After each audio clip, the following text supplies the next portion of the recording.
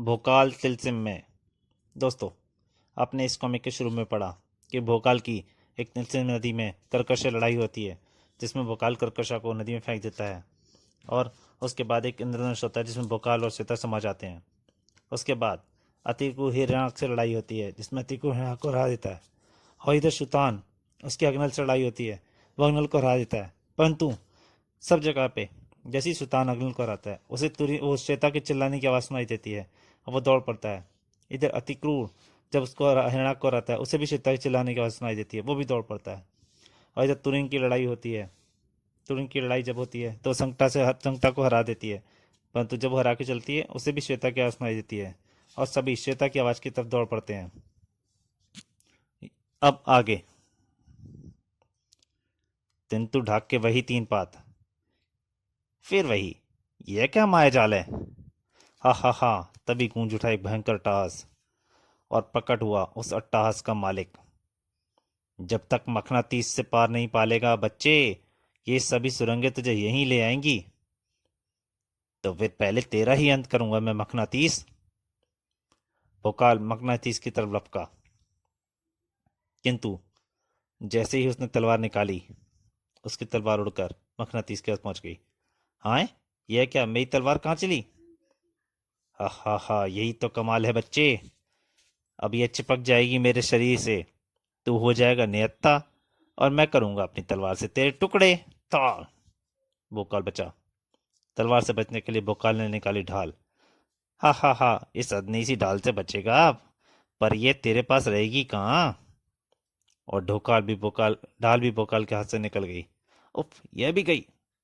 हा हा हा, तेरी ढाल भी गई, तलवार भी गई, अब तू बचेगा नहीं। किंतु मखनातीस की हंसी थप गई तब जबकि भोकाल ने उठा ली वह भारी चट्टान। तलवार ढाल इसके अलावा मेरी असीम बल का तू सामना नहीं बिगाड़ सकता शैतान। वाह, यह तो कमाल का बलशाली है। उछाल फेंकी वह चट्टान भोकाल ने मखनातीस पर। जय महागुरु भोकाल। वाह, क्या शक्ति है। लेकिन मखनातीस की तलवार के आगे टिक न सकी वह चट्टान। छोटे छोटे छोटे छोटे ऐसे ही छोटे छोटे टुकड़े कर दूंगा अभी तेरे भी पहलवान। और तलवार सीधी कर द्रुत गति से भागा वह भोकाल की ओर। भाग भाग बच्चे भाग, भागता क्यों नहीं, मर जाएगा, अब बचेगा नहीं तू। अगले ही पल उसकी तलवार का वार भोकाल के हाथों पर कसा हुआ था। वाह भाई, बड़ी फुर्ती दिखाई, पर कब तक रोकेगा इसे। उफ, हाथ कटने से पहले ही कुछ करना होगा। और खटाक के उस सर के साथ मखनातीस की तलवार टूट गई। मेरी तलवार तोड़ दी तूने, अब मैं लड़ूंगा कैसे बता। लड़ेगा नहीं, अब तू पिटेगा। और फिर उठा लिया भोकाल ने मखनातीस को और उछाल फेंका। मुझे शीघ्रता से श्वेता के पास पहुंचना है और उसके लिए तेरा जल्दी मरना अति आवश्यक है, क्योंकि उसके बाद ही इन सुरंगों का तिलस्म टूट सकता है। भोकाल ने मखनातीस पर छाती चिपकी चिपकी अपनी तलवार खींची। लाल लुटेरे, मेरी तलवार वापस कर। और फिर घोंप दी वही तलवार उसने मखनातीस की छाती में। खेल खत्म मखनातीस तेरा। अंतिम हिचकी ली मखनातीस ने। अपनी तलवार व ढाल दोनों प्राप्त कर चल दिया भोकाल। देखूं कहीं फिर से ये सुरंग मुझे यहीं न पहुंचा दे। किंतु अब सुरंग ने उसे जरूर पहुंचा देना था, श्वेता के पास। चारों तकरीबन एक साथ ही पहुंचे उस विशाल सोने के महल के सामने। भोकाल, सुल्तान, अति क्रूर और यह सोने का महल कैसा है। हम चारों से तो मिल गए और अब श्वेता को खोजना है। अरे बाप रे, सोने का महल, सोने का महल, वाह। चारों एक साथ निकले थे एक सोने के महल के सामने। चारों पहुंचे एक दूसरे के करीब और एक ही सवाल निकला चारों के मुंह से। क्या तुमने भी सुनी थी श्वेता की चीख। और इससे पहले कि कोई जवाब देता, फिर गूंजी उठी श्वेता की चीख। ई, वह फिर चीखी, ढूंढो उसे। चीख उनके करीब से ही आई थी। तो दोस्तों, एक कॉमिक जारी है, लेकिन आपको बता दूं, यह आप भोकाल तिलस्म का दूसरा भाग पढ़ रहे हैं। पहला भाग आप इससे पहले देख पढ़ चुके हैं इसी चैनल पे, ठीक है। और मेरी आपसे एक प्रार्थना है, अगर आपको ये कॉमिक अच्छी लगे तो प्लीज़ लाइक कीजिए, शेयर कीजिए और चैनल को सब्सक्राइब कीजिए और बेल आइकॉन पे नए नोटिफिकेशन के लिए घंटी जरूर दबाइए, ताकि जो भी मैं कॉमिक में डालूँ आपको जल्दी से जल्दी मिल सके। अब कॉमिक जारी है। और दहल गए वह दृश्य देखकर चारों के ही हृदय। तेरे को मरना ही होगा छोकरी। तिलसिम ओलंपा के निर्माता महान खजूरा के स्वर्ण महल में घुसने की कोशिश की थी तूने। यह देखते हुए स्वर्ण दानव तो इसे मार डालेंगे। ओह भगवान। भोकाल की आवाज ने उन्हें होश दिलाया। आओ बचाएं उसे। हाँ हाँ। चारों लपके उन स्वर्ण दानों की ओर। चौंक कर लपटे वे स्वर्ण दाना पलटे। वाह, और शिकार आ गई। कितने वर्षों बाद आज हमको तो लड़ने का मौका मिलेगा। और फिर भिड़ गए वे सभी। अरे हमारे लिए भी छोड़ना एक हाथ को। मार डालो, छोड़ना नहीं। भूकाल ने उछाल फेंका अपनी प्रतिनिधि स्वर्णदान को। अभी देखते हैं कौन किसको मारता है। अतिक्रु ने भी धकेल दिया अपने प्रतिस्पर्धी को। अरे हम मारेंगे और ये मरेंगे। तुरीन के हाथ से निकलती किरणें आकाश में तड़पती बिजली की तरह पड़ी स्वर्णदानों पर। इन्हें अपने से दूर तो रख सकती हूँ, लेकिन इनका खात्मा कैसे होगा। एक स्वर्णदानव सुल्तान की तरफ बढ़ रहा था। हो जा सम्मोहित, अबे हो गया क्या। और बुरी तरह उछल पड़ा सुल्तान, दर्द की अधिकता के कारण, जैसे ही उससे वरदान छुआ। अरे नहीं हुआ, रे नहीं हुआ, मार डाला जालिम ने। हाय, इसकी तो आंखें ही नहीं है। सम्मोहित क्या खाक होता। भाग लिए सुल्तान छुपने को। अरे रे कहाँ भागा, रुक रुक। मुझे मरना है क्या, रुक कर पगला कहीं का। और जा छिपा झाड़ियों में। कुछ स्वर्णदानों ने भोकाल को दबोचने की कोशिश की। अगर ये तीनों मुझे दबोच ले तो मेरी लाश होने पर कफन कर जाता। दंताक से फोड़ डाली अतुकिर ने एक स्वर्णदाना की खोपड़ी। वो मारा। किंतु अगले ही पल उस दृश्य से उसकी आंखें आश्चर्य से चौड़ी कर दी। हाय, इसका सिर तो दोबारा बन गया। हा, तुम हमें कभी खत्म नहीं कर सकते। तो क्या अब हमारा अंत निकट है। सन रह गया था तिक्रूर, जिसका फायदा उठाया स्वर्णदानों ने। ओलंपक राज कितना खुश होगा तुम्हें मरता देख। इन्हें ज्यादा देर नहीं रोक सकूंगा मैं। स्वर्णदानों के व्यू में फंस गया था तिक्रूर, और फंसी हुई थी तुरिन भी उस स्वर्ण वर्षा में। उफ, कब तक रोकूंगी इन्हें मैं। इतना सोना ये स्वर्णदाना बर्बाद कर रहे हैं, नीच कहीं के। मुझे नहीं दे सकते थे क्या। मुकाबला जोरदार था भूकाल का भी। स्वर्णदानों का यह हमला अब तक का सबसे जबरदस्त हमला साबित हुआ है। एकाएक भूकाल ने किया एक जबरदस्त वार। जा नहा क्या, फिर लड़ूंगा तुझसे। और स्वर्णदानव जा पड़ा उन खूबसूरत से पानी के फवारे में। आ बेटे आजा बाहर, अब तो पूरा तर हो गया तू। किंतु अब पानी में डुबकी लगा चुका वह स्वर्णदानव बदल चुका था निर्जीव पुतले में। वो मारा, मिल गया रास्ता इन्हें खत्म करने का। खुशी से उछल पड़ा भोकाल। उसके बाद तो हर स्वर्णदानव को उस फवारे के नजदीक लाना था उनका लक्ष्य। नई ताकत और नई फुर्ती आ गई इस बात से कि ये मर भी सकते हैं। अतिक्रूर ने भी पूरी जमाजी से अपने प्रतिनिधि को पहुंचाया उस पानी के। हा, हम ही जीतेंगे। भोकाल भी गिन गिन कर स्वर्णदानों को उस फवारे में डालता चला गया। 11वां, और ये क्या 12वां भी। तीनों की अभूतपूर्व बहादुरी के और तिलस्म की यह बाधा भी पार हो गई थी। खेल उठे सभी के चेहरे एक दूसरे को सही सलामत देखकर।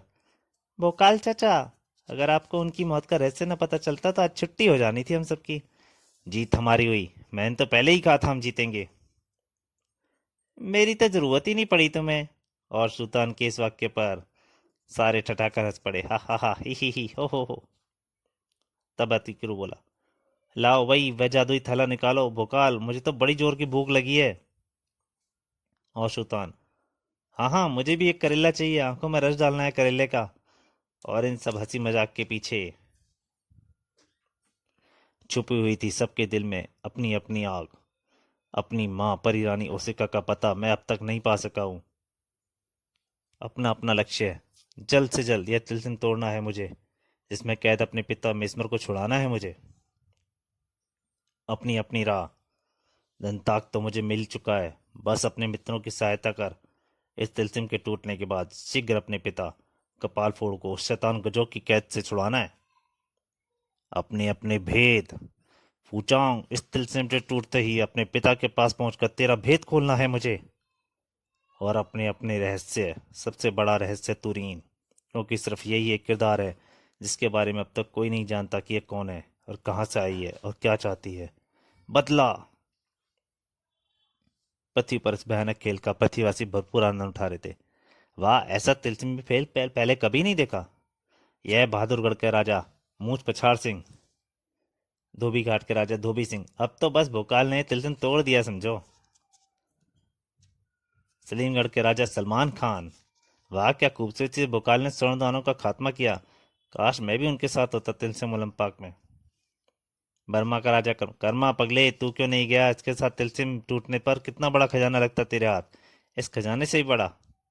बस्तर का राजा कनस्तर, इतना बड़ा सोने का महल, सोने का दाना, इतने बड़े खजाने को भरने के लिए बहुत सारे कनस्तर चाहिए होंगे। आबू का राजकुमार बाबू, राजकुमार बाबू, पड़ोसी राजा पंकज सिंह ने हमारे राज्य पर आक्रमण कर दिया है। महाराज का आदेश है आप रण क्षेत्र में हाजिर हो।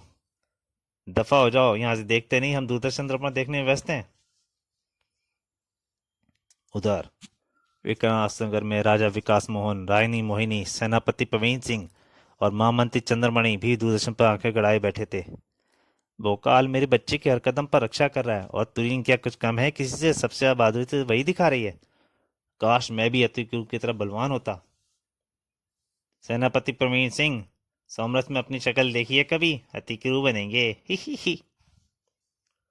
और महाबली फूचांग, खौफनाक खेल का रचयिता, इन सभी वीरों को तिलस्म ओलंपाक में फंसाने वाला, उसाक ग्रह का विद्रोही, जो उसाक के राजा गाबोज की हत्या कर वहां का राजा बन बैठा और पृथ्वी पर राजा विकास मोहन का मेहमान बनकर किसी खास मकसद के लिए तिलस्म तोड़वाना चाहता है, इन महावीरों के हाथों।